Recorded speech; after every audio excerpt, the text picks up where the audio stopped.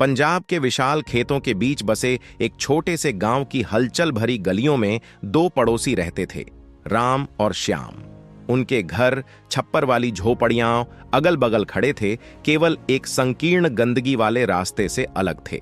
राम एक किसान, जिसके पास अपने पूर्वजों से विरासत में मिली जमीन का एक छोटा सा टुकड़ा था। अपनी पत्नी और दो छोटे बच्चों के साथ एक मामूली लेकिन संतुष्ट जीवन जीता था। दूसरी ओर श्याम को गुजारा करने के लिए संघर्ष करना पड़ा। उनकी पत्नी गीता पास के शहर में दिहाड़ी मजदूर के रूप में काम करती थी, जबकि वह अपनी आय बढ़ाने के लिए छोटे मोटे काम करते थे। अपने वित्तीय मतभेदों के बावजूद राम और श्याम के बीच सौहार्दपूर्ण संबंध था, जो उनकी कठिनाइयों से परे था। राम अक्सर श्याम की मदद करते थे, चाहे वह खराब मौसम के दौरान अपनी फसल का एक हिस्सा साझा करना हो या खेती की तकनीकों पर सलाह देना हो। बदले में श्याम राम के बच्चों की देखभाल करता था, जब वे आंगन में खेलते थे या मानसून के दौरान टपकती छत की मरम्मत में मदद करते थे। हालांकि भाग्य को तब करारा झटका लगा जब इस क्षेत्र में भयंकर सूखा पड़ा। कभी उपजाऊ खेत बंजर हो गए, राम की फसलें सूख गईं और श्याम की उम्मीदें टूट गईं। राम, जो अपनी लचीलेपन के लिए जाने जाते हैं, ने अपनी कमर कस ली और अल्प बचत के साथ अपने परिवार का भरण पोषण करने में कामयाब रहे। इसके विपरीत श्याम के परिवार को विकट परिस्थितियों का सामना करना पड़ा। कोई फसल नहीं होने और बारिश नहीं होने के कारण उनकी वित्तीय स्थिति तेजी से खराब हो गई। जैसे जैसे दिन हफ्तों में बदलते गए, श्याम की हताशा बढ़ती गई। वह अपने परिवार को दिन में 2 वक्त का भोजन भी मुहैया कराने में खुद को असमर्थ पाता था।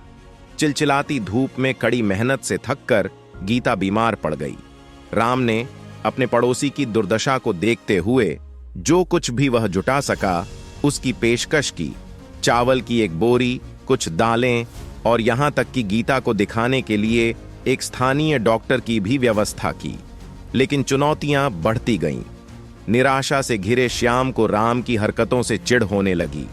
उन्होंने इन्हें दयालुता के कार्यों के रूप में नहीं, बल्कि अपनी विफलताओं की याद दिलाने के रूप में देखा। उनका अभिमान, जो कभी विपत्ति के खिलाफ ढाल था, अब मदद मांगने में बाधा बन गया है। कमजोर और थकी हुई गीता चुपचाप दर्द सहती रही। उसकी चिंताएं उसकी आंखों में गहराई तक झलक गईं। एक मनहूस शाम, जैसे ही सूरज क्षितिज के पीछे डूब गया, पूरे गांव में अचानक तूफान आ गया।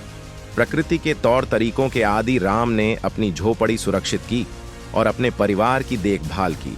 रास्ते के उस पार श्याम की झोपड़ी, जो पहले से ही उपेक्षा से कमजोर हो गई थी, निरंतर हवा के खिलाफ संघर्ष कर रही थी।